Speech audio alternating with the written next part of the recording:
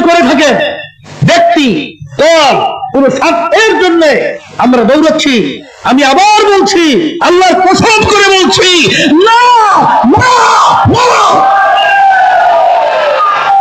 এই জন্য আমি সকল কথা আহ্বান জানাচ্ছি, আসেন আজকে যদি আল্লাহ মাফ করুক আমাদের দেখা দৃষ্টি আমরা যারা দেখছি, যদি বিগত দিনের যারা দেশ পরিচালনা করেছে এখন তারা নতুন ভাবে আবার দেশ পরিচালনা করার জন্য তারা পাগলের মতো হয়ে, গ্রাম্য একটা কথা আছে, অর্ধ পাগল এখন ফুল পাগলের আর এক ডিগ্রি যদি দেন তার চেয়ে বড় পাগল, তখন ক্ষমতায় যাবে আর আবার সেই চরিত্র আবার বাস্তবায়ন করবে।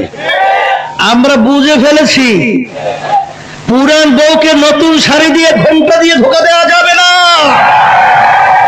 কারণ যখন ওই ঘোমটা আবার উঠাবে দেখবে সেই পুরান বউকে আমাদের সামনে নতুন শাড়ি। এই ধোকার বাংলাদেশের মানুষ পড়বে না, ধোকা খেয়েছি, 53 বছর গিয়েছে, আর ধোকা নয়, দেশকে মুক্ত করতে হবে।